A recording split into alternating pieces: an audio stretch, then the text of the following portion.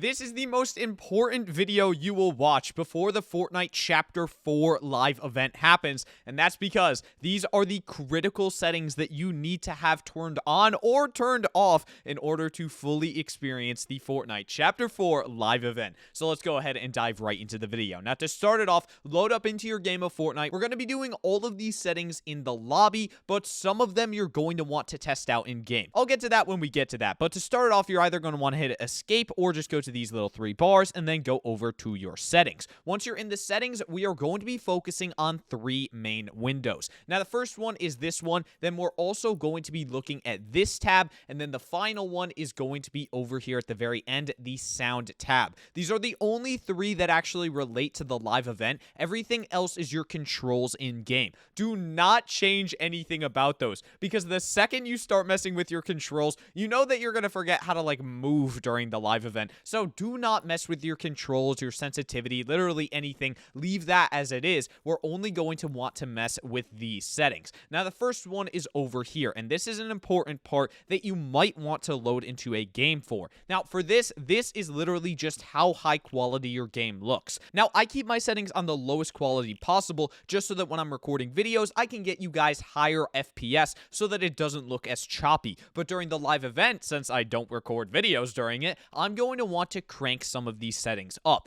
Now, here's the thing. This is entirely dependent on what computer you have. There is no one answer I can give any of you guys as to what the best settings over here are going to be, because everybody has a different computer.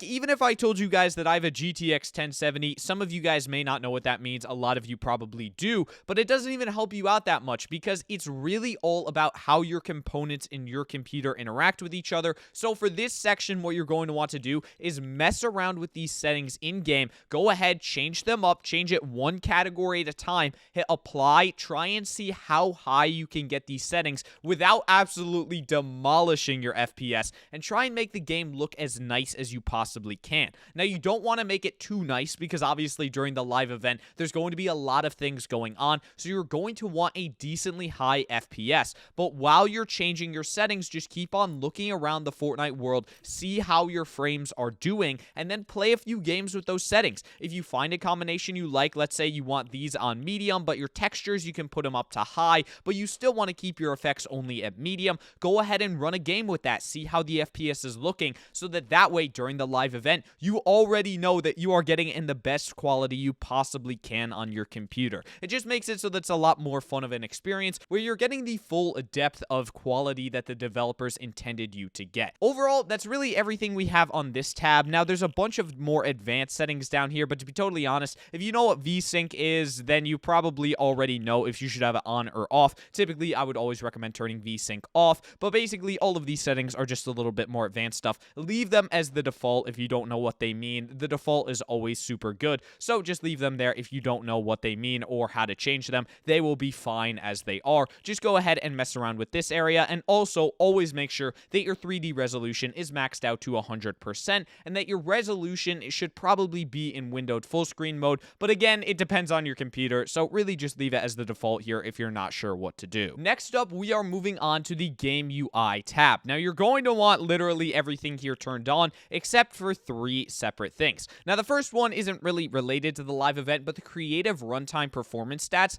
Just in case Fortnite uses anything from creative mode during this live event, you're going to want this turned off, because this basically just shows you graphs of how well creative is performing on your computer, basically. So you don't want to be seeing that during the live event, so make sure to have that turned off. The next one is your net debug stats. Even though it's nice to see what your ping is while you're playing in game, you're not going to want to have that on your screen during the live event. You're going to want the best possible experience you can have, so make sure to turn that one off as well. And then finally, the latency debug stats. I think this one might actually be the ping one, but either way, turn both of these off. They're really just statistics on how well your Wi-Fi is performing, and again, you don't want that clouding up the screen while you're supposed to be watching the live event. Now that moves us to our third and final category, the audio, and this section is critical because I always change this one while I'm not in a live event, but when you do get to a live event, you need to make sure that you change some of these settings. And basically, the advice I can give you guys here is max out all of these settings. I know it sounds stupid, but you want to hear everything that you possibly can during this live event. That being said, you are probably going to want want to turn voice chat down to about 50%.